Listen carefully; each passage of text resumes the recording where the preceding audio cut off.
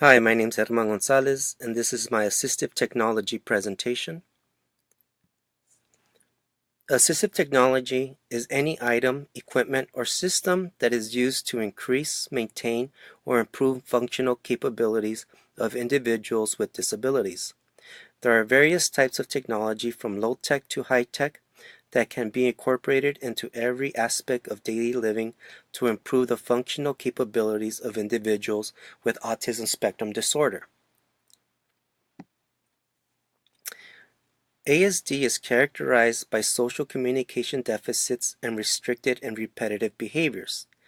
These characteristics can have a great impact on communication and language, academic and cognition, and transitioning into independence.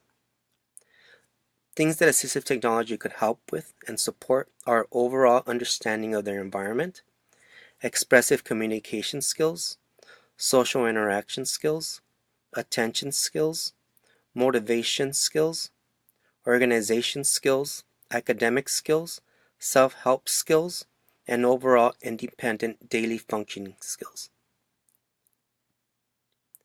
Communication and language, when we look at low-tech options, it could be as simple as a pen and paper, picture cards, break cards, picture flip books. And these items are usually can be constructed in the classroom or at home. When looking at the PEC system, it is an evidence-based practice that is proven to be effective to improve outcomes in children with ASD.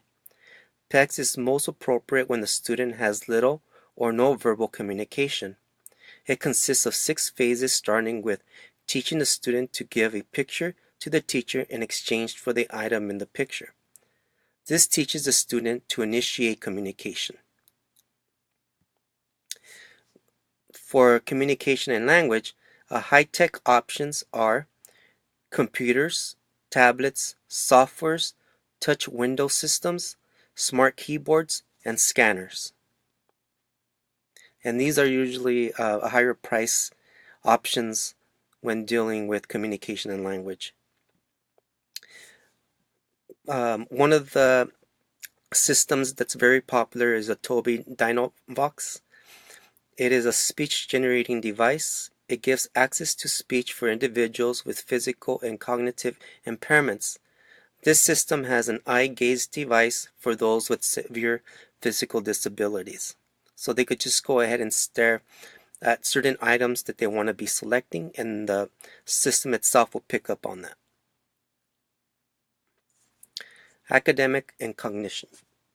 When looking at the low options, you could use things such as visual supports, erase boards, manipulatives, multiplication tables, thinking maps, highlighters, phonics cards, large print books, audiobooks, and checklists for organization. For academic and cognition, high-tech options, we have the use of computers, text-to-speech software, speech-to-text software, spell check devices, word production, calculator, iPad, and smartphones, and other systems that are computer-based, such as the Intel Reader. Speaking of the Intel Reader, now there are high-tech options that are apps, and they would cost a lot less. So I want to mention a few of those.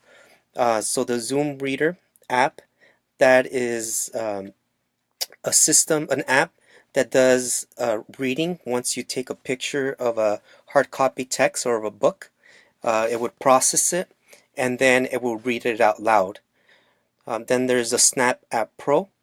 This allows you to take a picture of a hard copy of a handout of a book, and it makes it into a PDF, and then you could manipulate the text on it. And then we have the Co-Writer app. This is a very good app to help you write.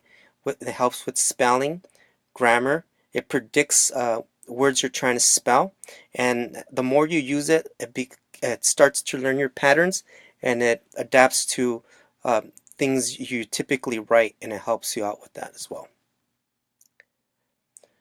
When transitioning, we have low-tech options such as specialized pens with grips, large print text, timers, specialized paper, organization folders, contact books with service numbers and reminders.